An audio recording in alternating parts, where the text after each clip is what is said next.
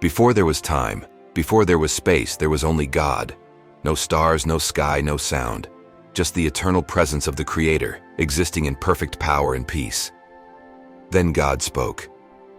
With a single command, light exploded into the darkness. It flooded the void with brilliance, chasing away the shadows.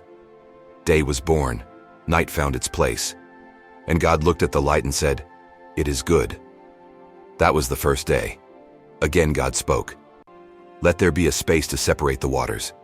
And the sky appeared, vast, blue, endless. Clouds began to form, winds began to move, and the atmosphere wrapped the world like a gentle blanket. Above were the waters of the heavens, below the waters of the earth, divided perfectly by His word. And God called this expanse sky. That was the second day. On the third day, God gathered the waters below the sky into one place so that dry ground could rise. He called the land earth, and the waters He called seas. The world began to take shape: hills, rivers, valleys, and shores. But the land was empty, waiting for life. Then God said, "Let the earth sprout with vegetation." Immediately, green swept across the soil. Seeds broke open, grass rolled over plains, and trees stretched toward the sky.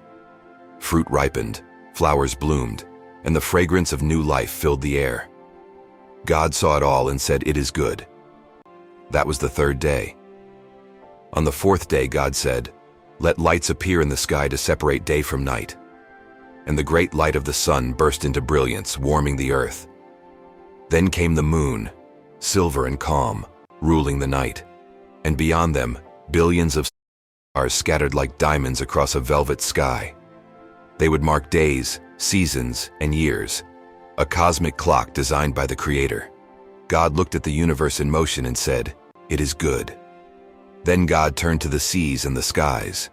"Let the waters be filled with living creatures, and let birds fly across the sky." The oceans churned with life. Whales sang in the deep, dolphins leapt through the waves, and tiny fish shimmered beneath the surface. Above, the air filled with movement, birds of every color and sound. Wings fluttered, feathers flashed, and the world echoed with new songs. And God blessed them, saying, "Be fruitful and multiply." That was the fifth day. On the sixth day, God spoke once more. "Let the earth produce every kind of animal, livestock, wild creatures, and things that crawl on the ground." And it happened.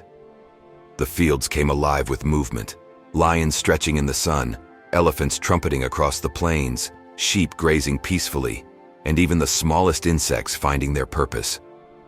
Creation pulsed with energy and sound. But the masterpiece was yet to come. God said, "Let us make human beings in our image to be like us." This was different. This time, He didn't just speak life, He formed it. From the dust of the ground, God shaped a man. He crafted him carefully, then leaned close and breathed into his nostrils the breath of life.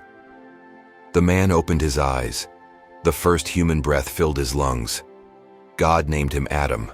God placed Adam in a garden called Eden, paradise on earth. Rivers flowed gently, trees bore every kind of fruit, and animals roamed peacefully. Everything was provided: beauty, abundance, and peace. But God saw that Adam was alone and said, "It's not good for man to be alone." So God caused Adam to fall into a deep sleep. He took one of Adam's ribs and formed from it a woman. When Adam awoke and saw her, he said with joy, "At last, this is bone of my bones and flesh of my flesh." Together they reflected the image of their Creator. Two hearts, equal and united, made for relationship, for love, for purpose. God blessed them and said, "Be fruitful and multiply, fill the earth and care for it."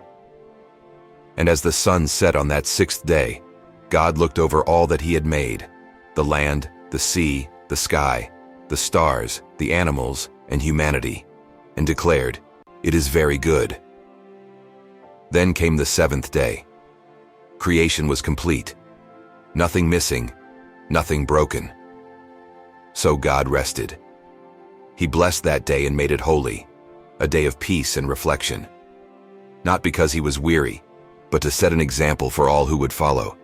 A rhythm of work and rest, creation and renewal. The world settled into harmony. The rivers sang softly, The wind whispered through the trees, and humanity walked with God in the cool of the garden. For a time, everything was perfect. And that was the beginning of everything: the universe, the earth, and every heartbeat that would ever exist. God created from nothing, spoke order into chaos, and shaped beauty out of emptiness. But the story of creation isn't just about the first days of the world. It's about the heart of the Creator, a God who brings light where there is darkness, who forms life where there is dust, and who calls every good thing into being with purpose and love.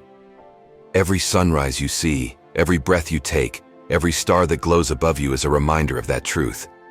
You were made by design, not by accident, formed by the same hands that hung the stars and painted the seas. And just as God looked at his creation and said, "It is very good," he looks at you and says the same. Because the same voice that spoke light into existence still speaks life today. In the beginning, God created the heavens and the earth. Genesis 1:1. Everything God made was good, and it still is.